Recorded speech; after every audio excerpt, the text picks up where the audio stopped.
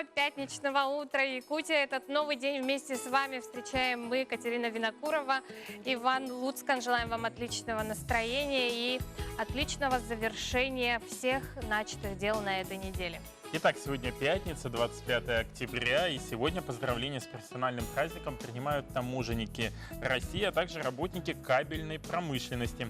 А среди всемирных праздников сегодня отмечается День художника и День маркетолога. Мы поздравляем всех, кто связан с этими профессиями и специальностями.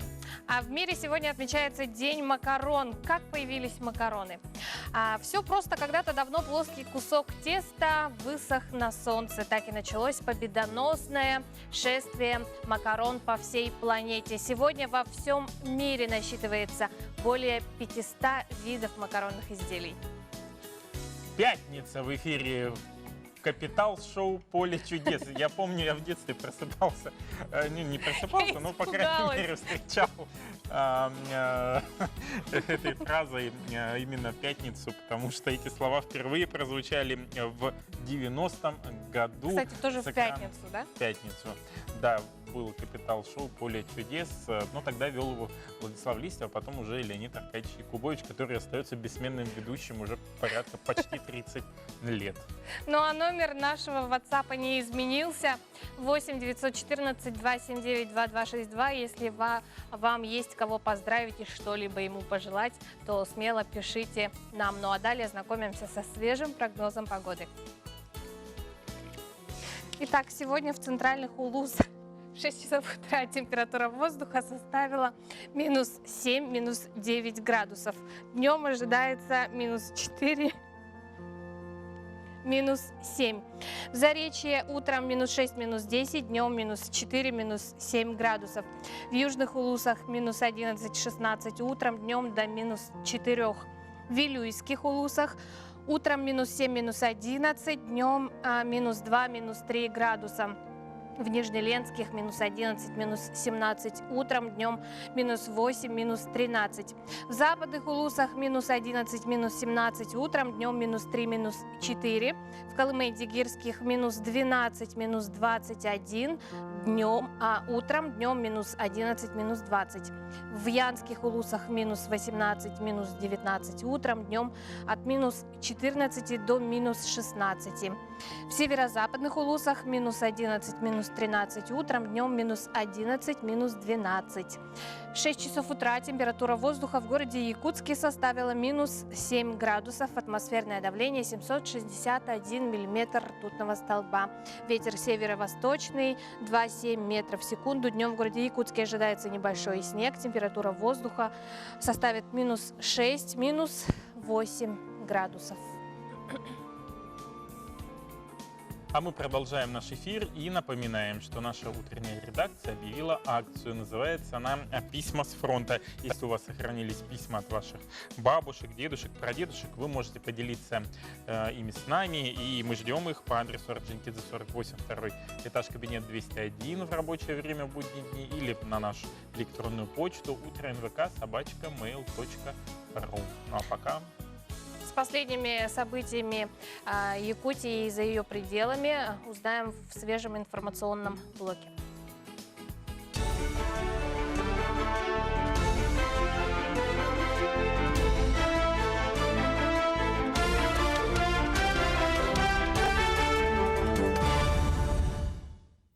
В эфире новости, в студии Анастасия Кобызева. Доброе утро. Строительство онкоцентра в Якутске включено в проект федерального бюджета 2020-2023 годов. Об этом глава региона Айсен Николаев сообщил на своей странице в Инстаграм. Общая сумма на возведение объекта составит почти 6 миллиардов рублей. Напомню, Якутия получила положительную экспертизу на объект в январе этого года. Практически сразу власти республики подали бюджетную заявку с пакетом документов. Предполагается, что онкологический центр будет рассчитан на 180 мест с радиологическим отделением и хозблоком. По планам объект будет сдан в 2022 году к столетию образования автономии Якутии. Горячее питание в школах станет обязательным. Госдума в первом чтении приняла соответствующий законопроект. Напомню, авторами этой инициативы выступили вице-спикер Палаты Ирина Яровая и руководители всех парламентских фракций. Кроме того, документом закрепляются основные принципы здорового питания, конкретизируются особенности качественного, а главное – безопасного питания учащихся младших классов. По словам депутатов, теперь как минимум одноразовое горячее питание в школах для учеников начальных классов будет гарантировано законом. А значит, полноценную еду получат более 7 миллионов школьников. Главы 13 субъектов Российской Федерации возглавят региональное отделение партии «Единая Россия». В их числе и глава Якутии Айсан Николаев. Такое решение приняло президиум Генсовета партии после встречи с ее лидером Дмитрием Медведевым. Теперь региональным партконференциям предстоит утвердить это партийное решение на местах. Главы регионов считают, что такое лидерство поможет им лучше понимать пожелания и проблемы жителей и в зависимости от этого корректировать свою работу. Глава Якутии Айсан Николаев ожидает, что это решение позволит объединить усилия и решать единые задачи по развитию региона. К другим темам. Сегодня трансфер пассажиров, купивших билеты на поезд со станции Нижний Бестях, будет осуществляться на теплоходе «Рукавишников». Об этом сообщает компания «Железные дороги Якутии». Отправится судно с причала номер 3 речного порта Якутск в 7 часов 15 минут. Начиная с 27 октября и до закрытия ледовой переправы перевозить пассажиров будут суда на воздушной подушке с 202 микрорайона. В Мирном установили паблик-арт-игрушка. Это 10 коров ярко-красочного цвета простой геометрической формы, которые будут служить скамейками для посетителей. Автор арт-объекта – художник Вера Петрова. Ее работа находится в коллекциях Национального художественного музея республики, а также в частных коллекциях России и за рубежом. В проект «Игрушка» автор вложил глубокий сакральный смысл. Численность коров и их цвет не случайен. В арт-объекте отразились особенности менталитета и мировоззрения народа.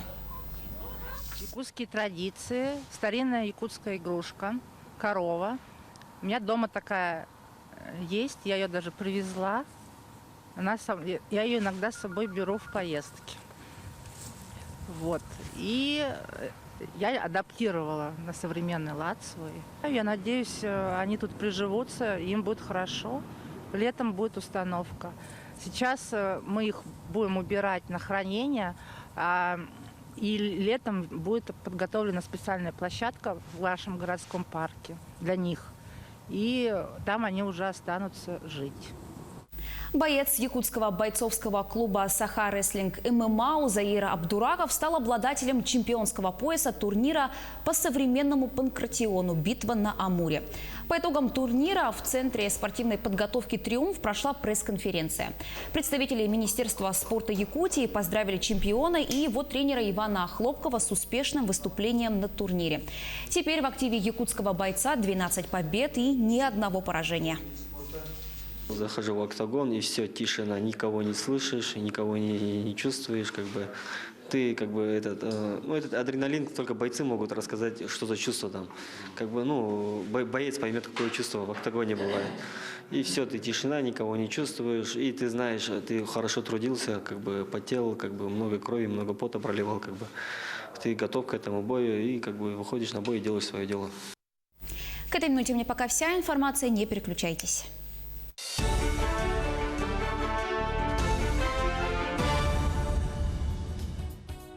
А мы продолжаем новости. Спасибо коллегам. Вот, знаете, часто выезжая на природу, последнее время я наблюдаю прямо миграцию косуль. И близ Хатас видел, и возле Жатая видел. И вот, кстати, для сведения, в Якутии ужесточили охоту на сибирскую косулю. Сумма ущерба за незаконную охоту на самскую сибирской косули доходит до 200 тысяч рублей. И это может привести к уголовному наказанию. Тему продолжит Наталья Колесова. В Якутии в настоящее время проходит массовая миграция популяции сибирской косули. Поэтому инспекторы Минэкологии Якутии усилили контрольно-надзорные и биотехнические мероприятия по охране популяции сибирской косули. Как отметили в Министерстве экологии Якутии, по зимнему маршрутному учету в республике насчитывается около 36 тысяч особей косули. В этом году квота выделена на 1627 особей. В связи с активной миграцией косули Министерством экологии, природопользования и лесного хозяйства издан приказ об усилении контрольно-рейдовых мероприятий на территории Республики Саха-Якутия. По зимнему маршрутному учету в республике насчитывается 36 тысяч особей косули.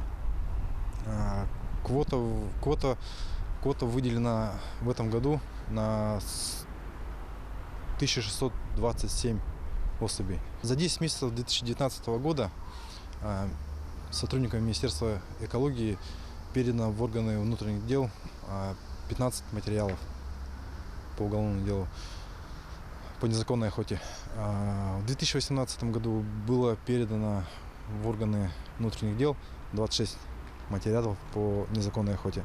В министерстве напомнили, что нарушение правил охоты влечет за собой не только административную, но и в некоторых случаях уголовную ответственность. При этом крупным признается ущерб, сумма которого превышает 40 тысяч рублей, особо крупным – 120 тысяч рублей, а сумма ущерба за незаконную охоту на самку сибирской косули доходит до 200 тысяч рублей. Охота запрещена с транспорта, с применением световых приборов, ну и когда животное находится в бедственном состоянии или в беспомощном состоянии. Это, например, при переправе косули через водоемы, через реки.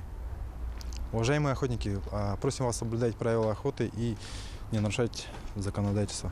Отправляясь на добычу, каждый охотник обязан иметь при себе 4 главных документа – охотничий билет, разрешение на оружие, лицензию и путевку от охотообщества, в котором он состоит. Эти документы гарантируют законность добычи копытных. Наталья Колесова, Андрей Секретов. Новый день. Доброе утро, мы продолжаем наш эфир. В июне вся наша республика перешла на цифровое телевизионное вещание. С середины октября на этот переход пошла вся страна. Но до сих пор у некоторых остаются вопросы, как это сделать правильно. Кто-то там не может увидеть те каналы, которые обычно смотрел. Если остались такие вопросы, наверное, следующий сюжет будет для вас.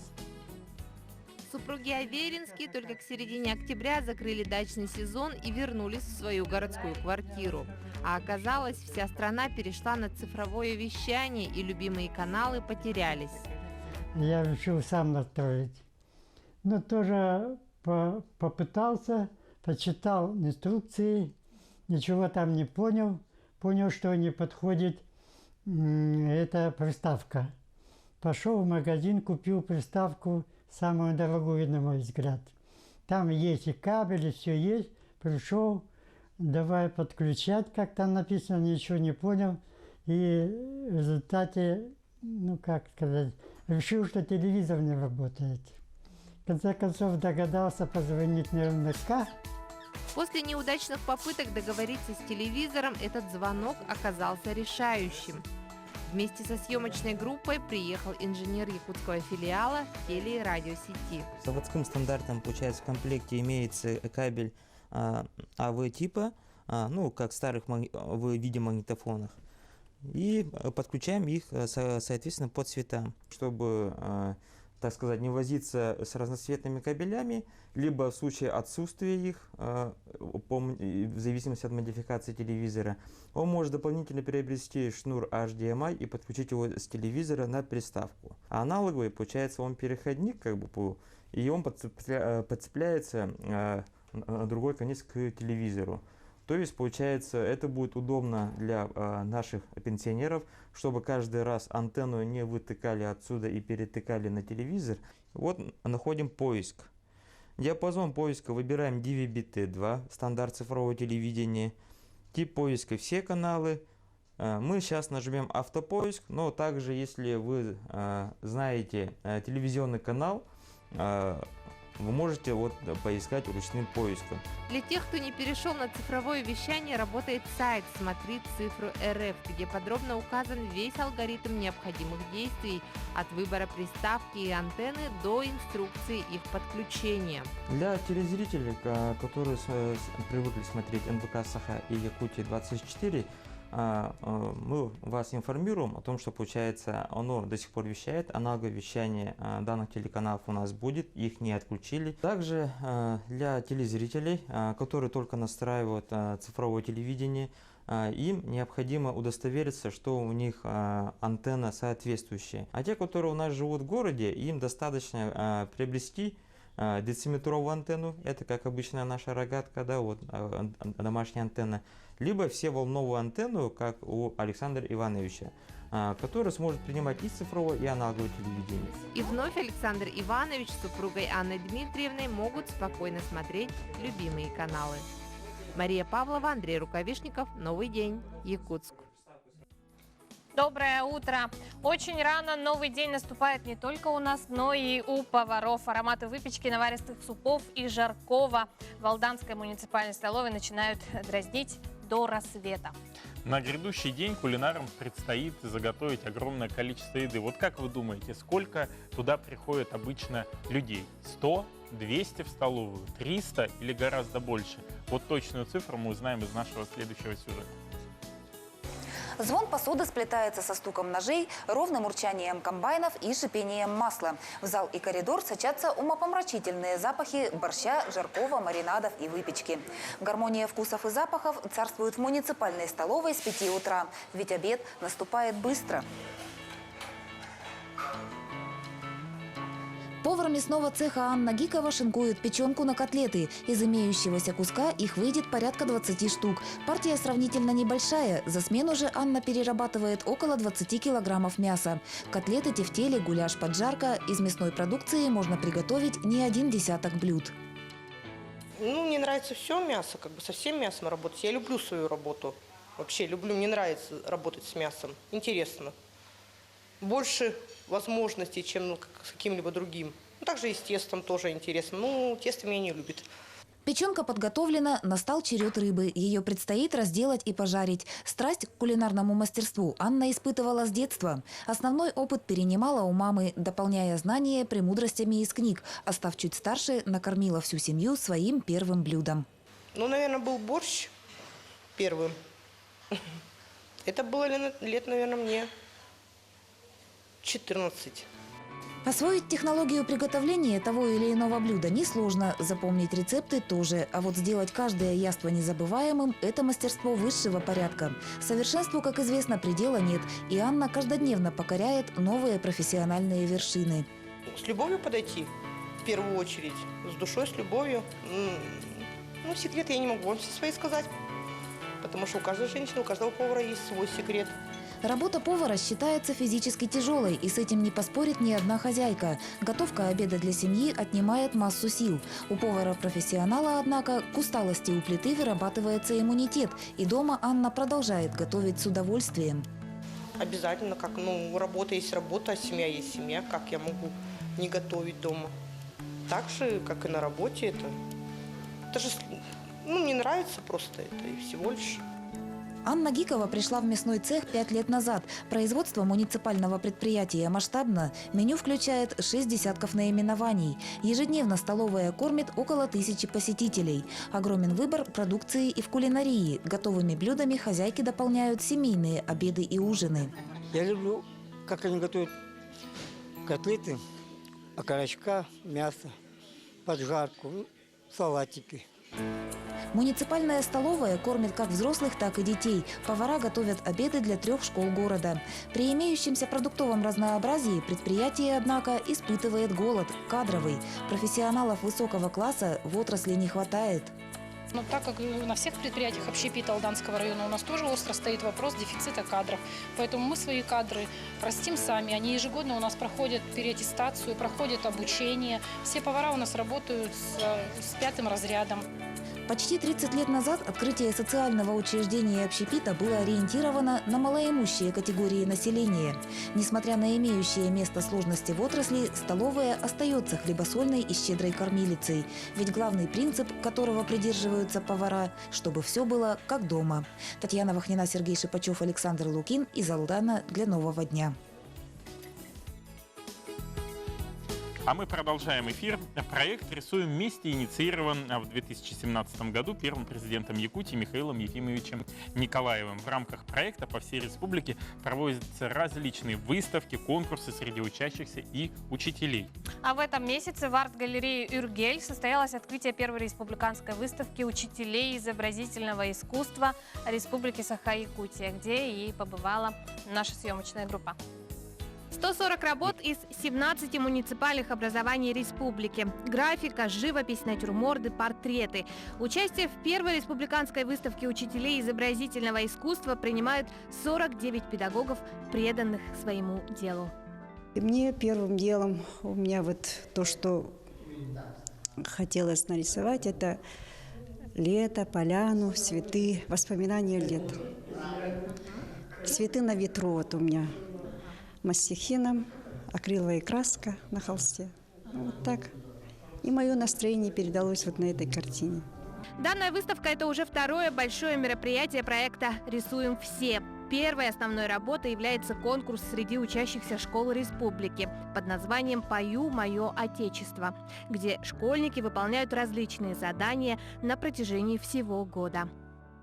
Выбираются лучшие, и второй этап – это районный улусный этап. 2 этапа улусного, и завершающий этап этой выставки будет в январе 2020 года. Вторая наша большая работа – это работа с учителями, творческая работа. Мы знаем, что наши учителя по всей республике, их сколько школ, столько учителей, может быть, даже больше. С ними надо общаться, их надо как-то поднимать на творчество. Обычно учителя изобразительного искусства занятые ежедневной работой. Мы хотели поддержать их и объявили весной этого года первую республиканскую выставку творческих работ учителей изобразительного искусства. Это глобальный проект. Идея Василия Петровича, очень так опытного педагога, который всю жизнь посвятил воспитанию этих преподавателей. И я хочу сказать, что по уровню выставка, она буквально собранная вот из разных улусов, да, и люди разного поколения они писали, и акварель, и живопись, и масло. И мне кажется, очень хороший уровень, и интересная выставка получилась. Есть люди, которые вот всю жизнь работают в школе. Я знаю даже художников, которые всю жизнь работают в школе, такие как Мария Гуляева с художественной школы. И есть Попова Людмила, которая вот такое дополнительное образование в городе. Она несколько раз делала выставку здесь. И это люди, переданные вообще своему делу. И они очень многое, очень большое дело делают, потому что из этих детей, может быть, не все художники, но какие-то звездочки уже могут выйти, их воспитателей, да, и воспитанников, то есть. Очень хорошая выставка. Приглашаю всех зрителей, и не пожалеют. В дальнейшем выставку учителей изобразительного искусства республики планируют проводить традиционно. А всех любителей современного творчества приглашаем приобщиться к прекрасному в арт-галерею «Юргель». Внимание!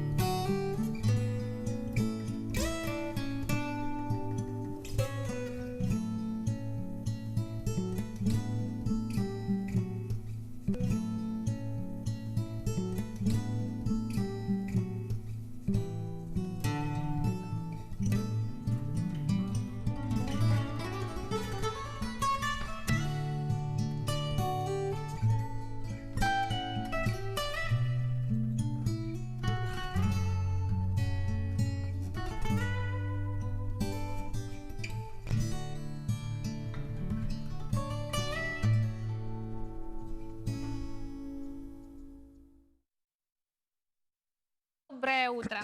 Мы продолжаем.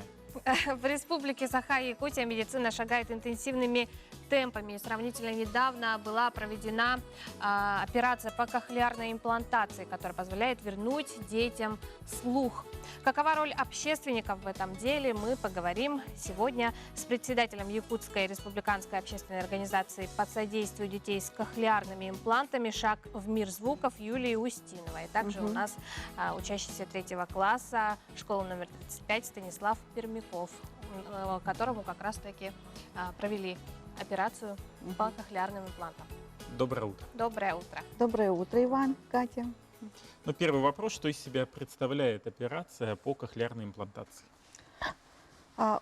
Наш регион, Республика Саха-Якутия, имеет самый высокий показатель по рождаемости детей с наследственной и врожденной глухотой. То есть, если он составляет у нас 51%, то в других регионах России он не превышает 20%. И ученые Якутии обнаружили и подтвердили мутационный ген глухоты у местного населения. И вот благодаря вот этой кохлеарной имплантации наши дети могут полностью социализироваться в общество, в слышащее общество. Да? Ну, простыми словами, что такое кохлеарная имплантация? Это в слуховое ушную улитку вживляется электрод, то есть это искусственный слуховой нерв, который передает в кору головного мозга звуковые сигналы. Вот. Это здорово, да? Согласна. Угу. А человек слышит вот так же, как и... Нет, подождите. И вот ведущий наш детский сурдолог, кандидат медицинских наук, вот благодаря ей, Эльвире Егоровне Федотовой, она создала вот команду профессионалов в логопедическом центре Национальный центр медицины, которая внедрила одна из первых в России вот, диагностику глухоты. И поэтому благодаря вот этой диагностике наши дети могут в раннем возрасте проимплантироваться, да, и пройти достойную слухоречевую реабилитацию. И вот один из примеров, это у нас Станислав, ему установили уже диагноз это в 6 месяцев, и в 1 год ему провели кохлеарную имплантацию. А чем вот занимается ваша общественная организация? Какие-то есть, может быть, планы, цели, Конечно, задачи? конечно.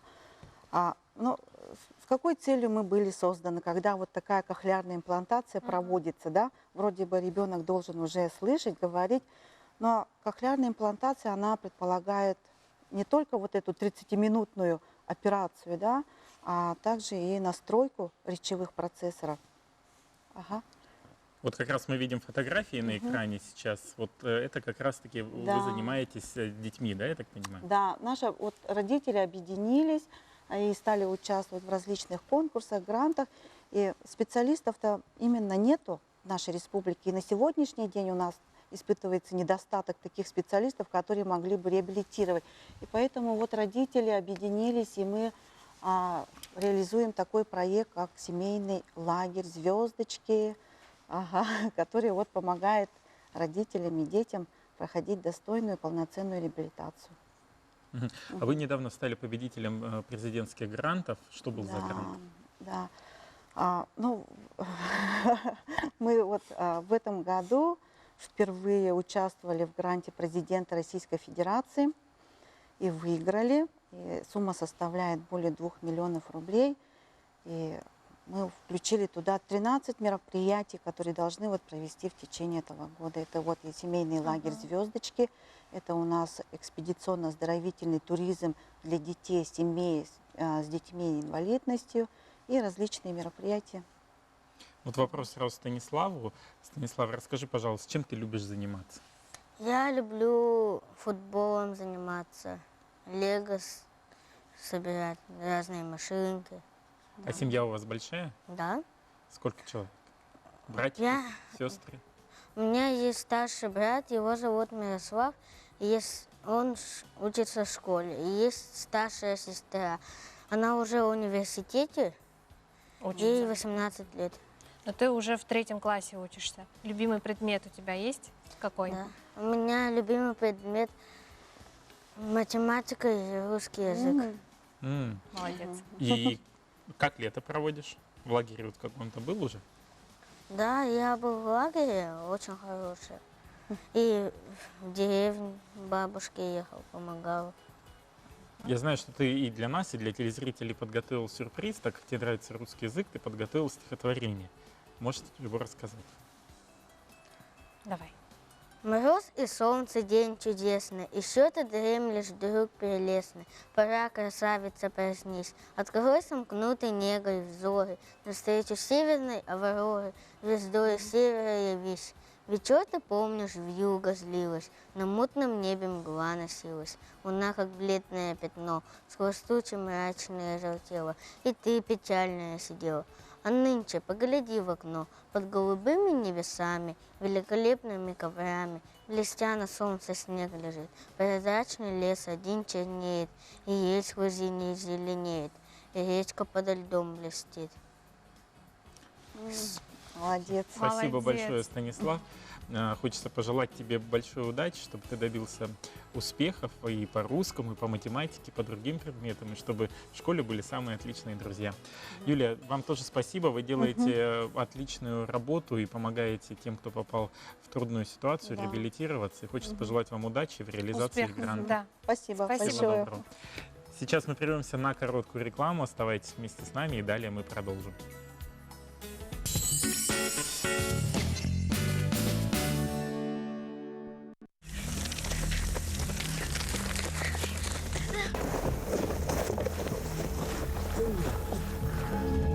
Сайылык тайылла илик табырына. Ол сайынгытын, қатылық қытыннада.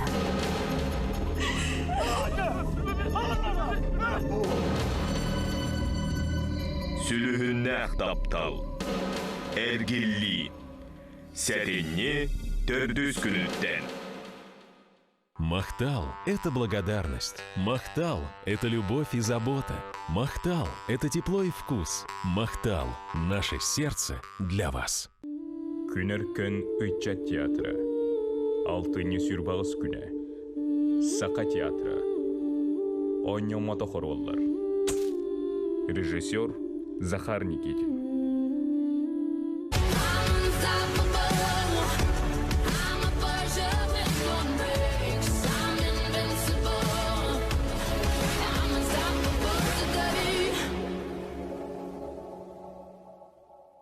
Сахабулт объявляет о начале приема пушнины и камусов на профессиональную выделку. Также принимаются индивидуальные заказы на пошив эксклюзивных головных уборов и унтов.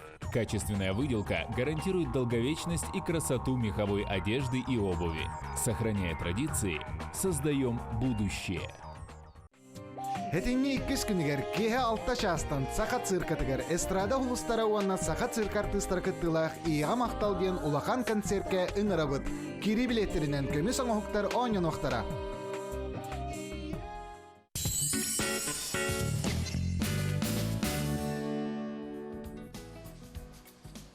Доброе утро, мы продолжаем наш эфир. И, безусловно, вот буквально в эти выходные мы отмечали День матери. И как же его не отметить без наших общественников и общественных организаций, в которые входят тысячи разных людей. И ярким примером этой общественной организации выступает Союз женских организаций Республики. Сегодня они у нас в гостях. Анжелика Егоровна Андреева, председатель Союза женских организаций Якутии, и Елена Владиславовна Аргунова, руководитель проекта «Открытая среда», мама дня, участница проекта «Комфортное материнство», самое главное, руководитель сообщества в Инстаграме «Инстамам». Доброе утро. Доброе утро. Ну, как прошли мероприятия ко Дню матери? Какие мероприятия основные можно выделить? Нам, женщинам в республике, матерям, очень посчастливилось, потому что мы отмечаем первыми, можно сказать, в России этот праздник в конце октября, а Всероссийский день будет в конце ноября.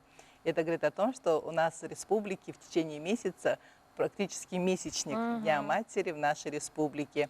И в прошлые выходные уже начали поздравлять своих мамочек. И прошло такое торжественное мероприятие, традиционное ежегодное, это возложение цветов к памятнику матери. Это в городе Якутске, и в 23 районах за вот последние годы построены тоже памятники матерям.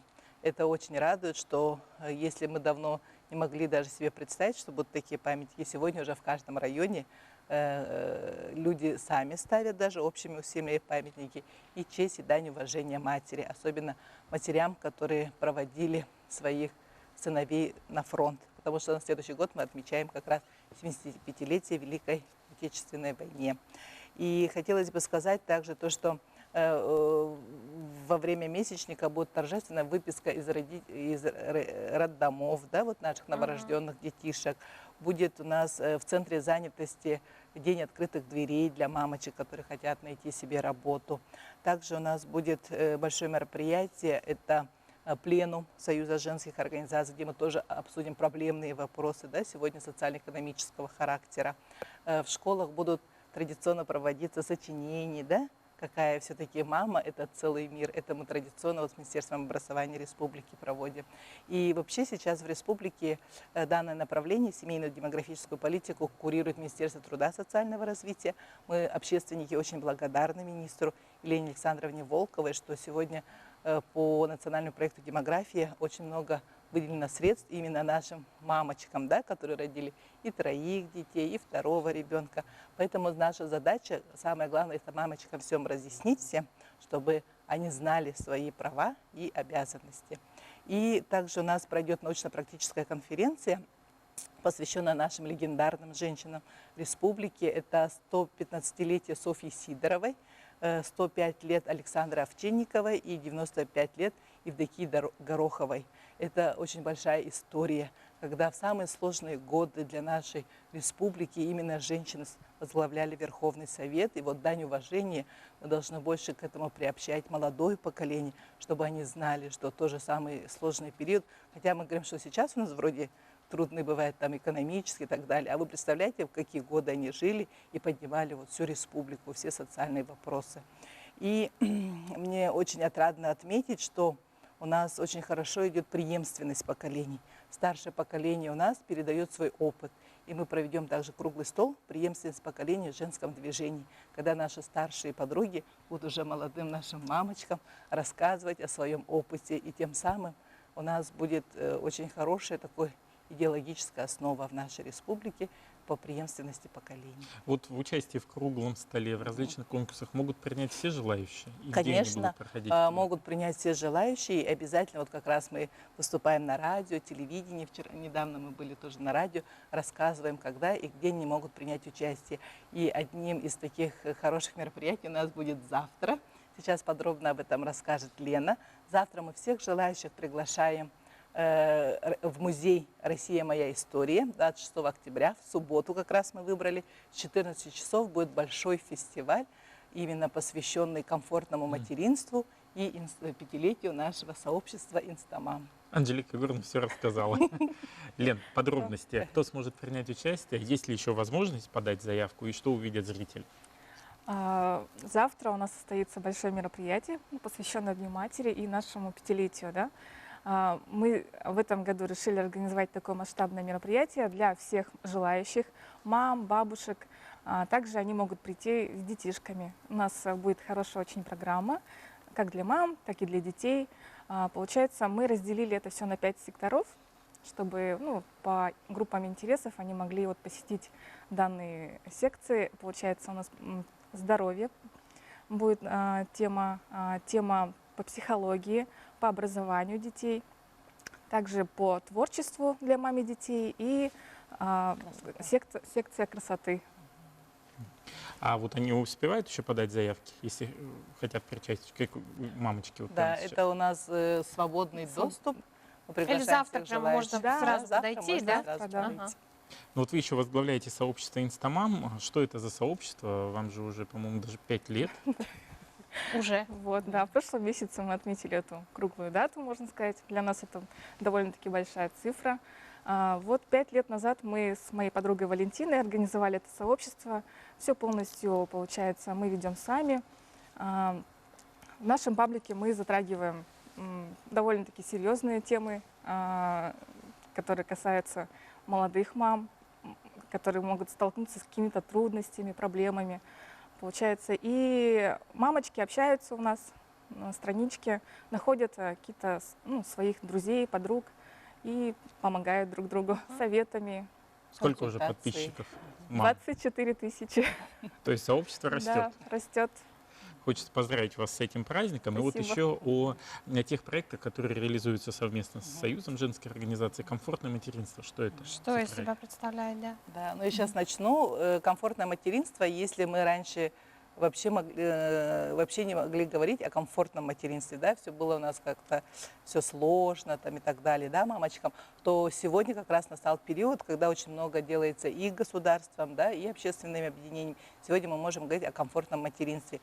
И как раз по инициативе молодых мамочек мы начали, это совершенно новый проект Союза женских организаций совместно с Союзом женщин России, называется «Комфортное материнство». Потому что очень важно сейчас мамочки, начиная от родовспоможения, да, и потом уже, когда вот в детский сад детишки идут в школу, да, и уже там в взрослом возрасте, мы должны постоянно вот обмен информацией, да, консультирование. Потому что если раньше мы вообще не знали, где, допустим, взять информацию, сейчас здорово, это есть Google, есть Инстамама, можно обратиться по любому вопросу, да, начиная, и получить достойный ответ. И это уже более как бы общедоступно, чтобы было на уровне республики, может быть, даже всей России.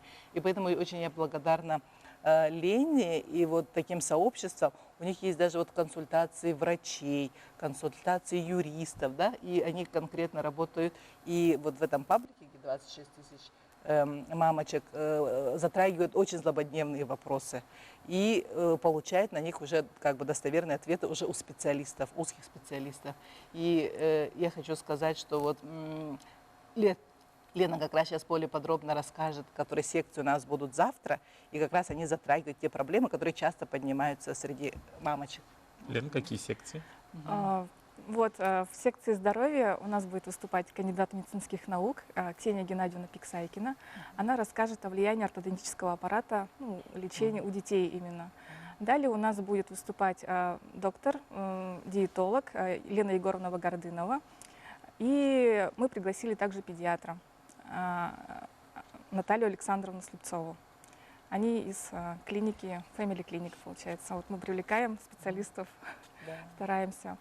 Также в образовательной программе у нас будут активности от детского центра АНТ, от I Speak English и IQ центр. Получается, они тоже подготовили каждую свою программу для детей разных возрастов. Я так понимаю, участие бесплатное. Совершенно бесплатно, да, для населения вот, города Якутска, близлежащих районов. И есть такое хорошее направление, тоже это мамочки сами придумали, молодые, называется «Красота». Это как раз вот там вот мастер-классы по красоте, как можно себе сделать прическу, как правильно одеваться от стилиста, особенно тренды зимы и осени этого года. То есть, все такое интересное, что интересует мамочку. И приятное, и полезное. И приятное, и полезное. И по творчеству также у нас будет очень хорошие тоже мастер-классы. Будут рассказывать про детские сказки, особенно вот на якутском языке для наших детишек, конкурсы, викторины. Экологическая будет викторина, даже вот Министерство экологии готовы сегодня прийти, поиграть с нашими детишками. А по психологии там будут очень хорошие вот тоже тренинги для мамочек, для детей, психологии будет. Это очень важно, чтобы каждая мамочка была, если осведомлена, это же очень полезная информация, и ей уже было легче как бы общаться с ребенком. Спасибо большое, что вы подошли к нам в студию. Хочу напомнить, что у нас в гостях была Анжелика Егоровна Андреева, председатель Союза женских организаций Республики, и Лена Владиславовна Рогунова, руководитель проекта «Открытая среда», мама дня, участница проекта «Комфортное материнство» и руководитель сообщества «Инстамам». Еще Спасибо, раз удачи уважаемые вам гости. И удачи. Ну а сегодня в нашей пятничной рубрике «Муза и музей» мы познакомимся с творчеством талантливого советского скульптора, яркой личностью Дмитрием Филипповичем Цаплиным. Почти все написанное о скульпторе звучит восторженно. Убедитесь в этом сами. Скульптура сатир. В древнегреческой мифологии лесные божества, демоны плодородия, населявшие греческие острова. Такие козлоногие веселые существа с рогами, с лошадиными хвостами, с копытами, но туловище и голова человеческие. Такие дикие существа, не знающие человеческие нормы морали.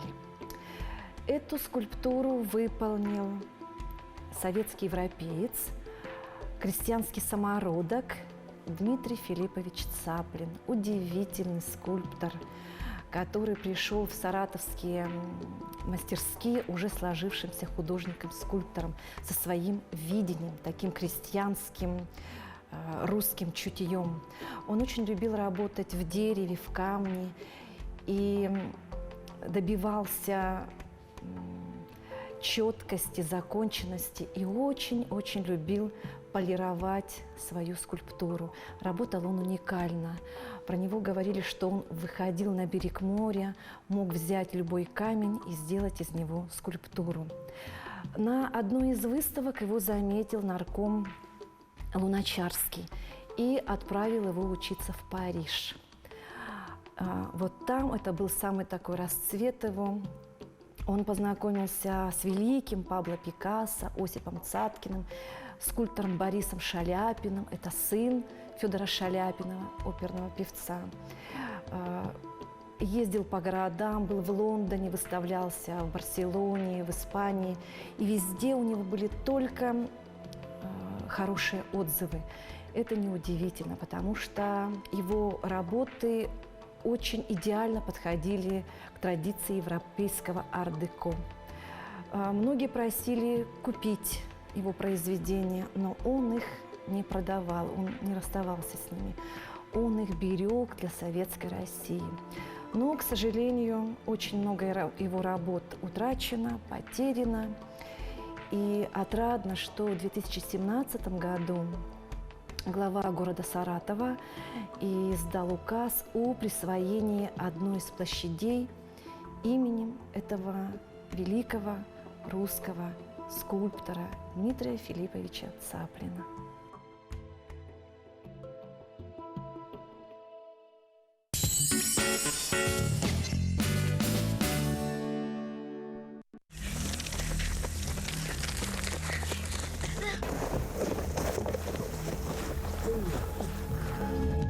Сайылык тайылла илик табырына. Ол сайынгытын, қатылық қытыннада.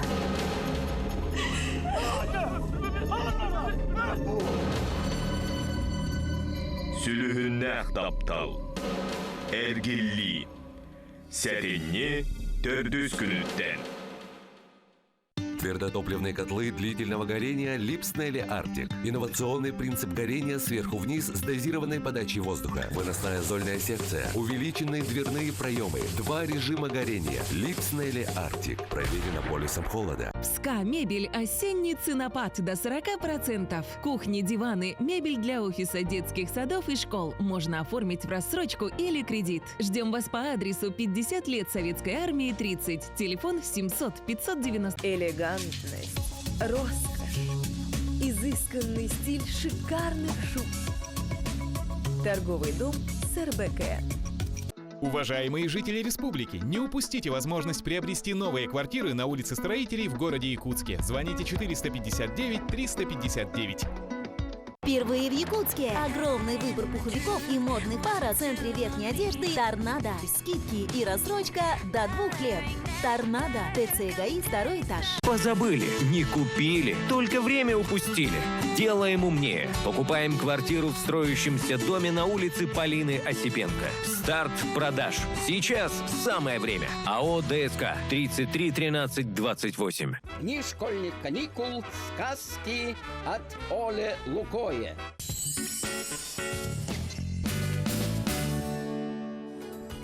А на наш WhatsApp номер поступают ваши сообщения, мы рады их зачитать. Хочу поздравить и передать привет в Чурапчинский улус моей любимой мамочке Екатерине от «Чистая твоя дочь» написали.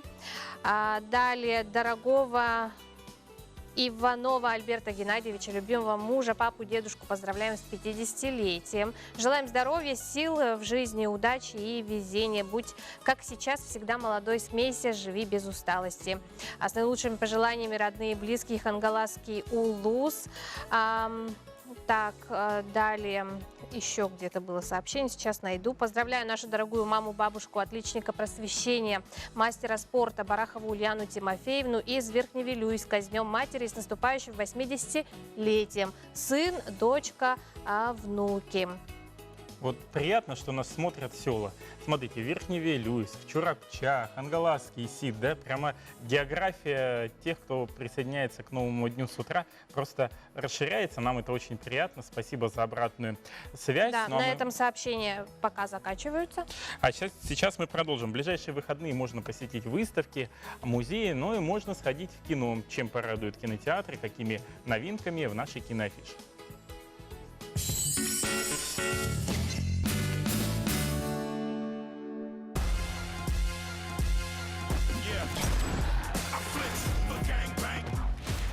Смотрите сегодня в кинотеатре «Лена» показ долгожданного продолжения культового комедийного хоррора «Добро пожаловать в Зомбиленд». Мы были семьей. Неблагополучной, конечно, но кому сейчас везет? В новой работе Рубена Флейшера беспощадная и бесстрашная четверка охотников на зомби в лице Вуди Харрельсона, Джесси Айзенберга, Эммы Стоун и Эбигейл Бреслин, которые продолжают свое путешествие вглубь страны. На этот раз им предстоит сразиться не только с новыми видами живых мертвецов, но и вступить в схватку с другими выжившими, которые настроены совсем недружелюбно. Кроме того, в собственных рядах охотников намечается серьезный разлад. О, мои извинения, микро Элвис! У меня что, глюки? В кино с 24 октября. Раз в году городок Санта-Клара принимает у себя гостей. Также сегодня зрителей кинотеатра «Лена» ждет яркий анимационный фильм от мексиканских мультипликаторов. В прокат выходит лента «Сельма в городе призраков». Мультфильм повествует историю 16-летней Сельмы, которая выросла в приемной любящей семье. Всю жизнь ум девушки будоражит семейная легенда, которая гласит, что один раз в год открываются врата в другие вселенные. Волей случая накануне этого дня братья Сельмы находят древнюю книгу заклятий. Именно с ее помощью можно путешествовать по иным мирам.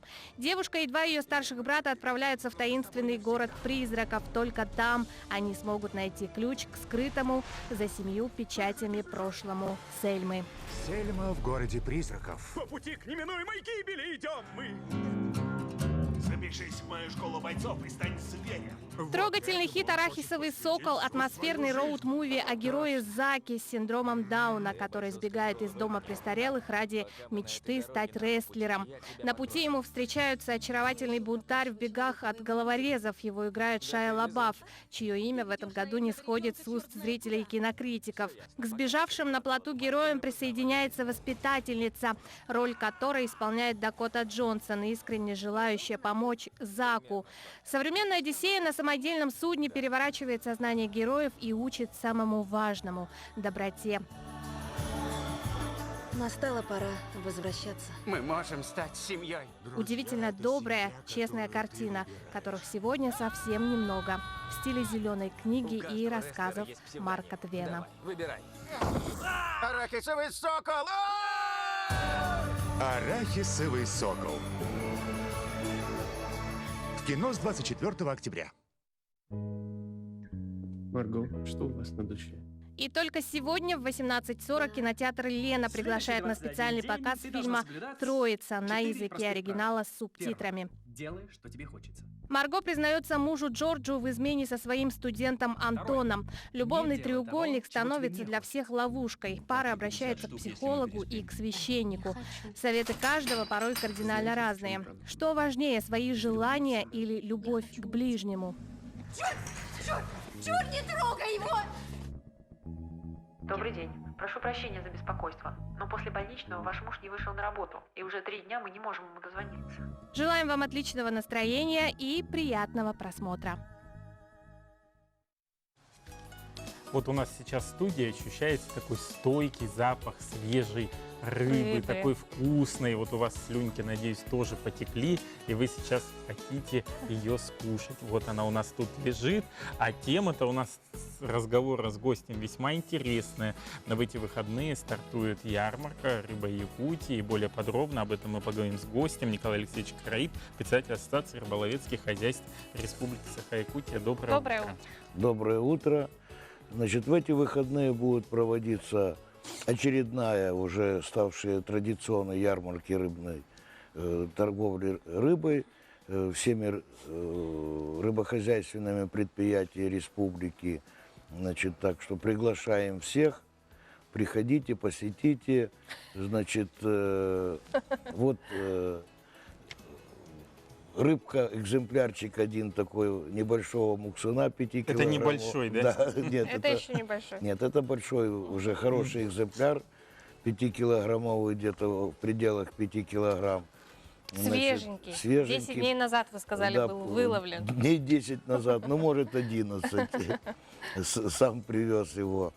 Был там в низовьях Лены, значит, там шторм помешал рыбалке. А вот потом, когда успокоилось, вот как раз поймали, но потом надо было уже уходить с низовья, потому что появилась шуга, ледоход, ледостав. Хотя сейчас тоже температура не такая уж критическая, но ледостава еще нету в низовьях.